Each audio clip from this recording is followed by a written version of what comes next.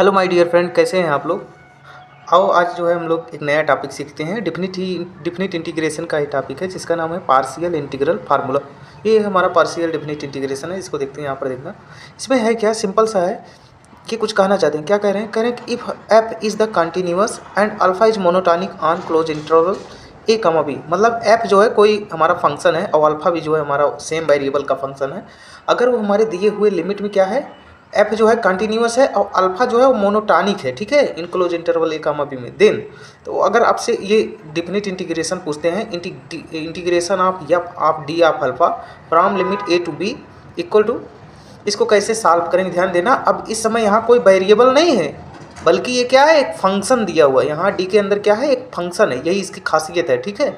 तो इसको हम क्या करेंगे कि ये जो हमारा फंक्शन ये वाला और ये वाला फंक्शन है, इसको सेम यहाँ लिख लेंगे। उसके बाद ये लिमिट लगा देंगे, ठीक, माइनस। उसके बाद क्या करेंगे, इस एफ के प्लेस पे अल्फा को लिखेंगे, अल्फा के प्लेस पे एफ को लिखेंगे, ठीक है, और उसका डिफिनिट इंटीग्रेशन सॉल्व कर देंगे। हमारा ये आंसर आ जाएगा। कंडीशन ये है कि उस दिए हुए क्लोज इंटरवल में हमारा फंक्शन एफ जो है कंटिन्यूअस होना चाहिए, अल्फा क्या होना चाहिए, मोनोटॉनिक होना। इसके लिए क्या करेंगे, इसके लिए हमें कुछ नहीं करना है।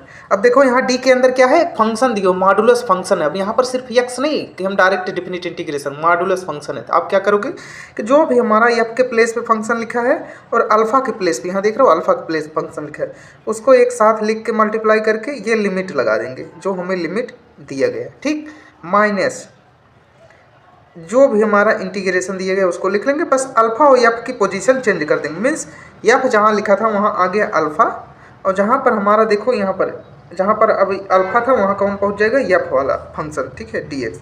इसी को सॉल्व कर देंगे, हमारा आंसर आ जाएगा। यहाँ 1 डालिए, 1 1 1 हो जाएगा, ठीक है। -1 डालोगे, यहाँ -1, यहाँ +1, तो वो ओवरऑल -1 हो जाएगा।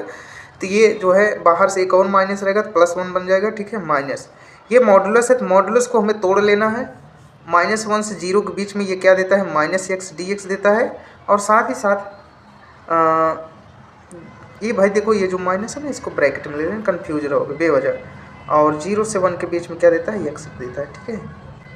इनको सिंप्लीफाई कर लो, ये हो गया आपका 2, और ये हो जाएगा क्या, -(x²/2), ठीक है। और माइनस माइनस प्लस हो जाएगा, x²/2।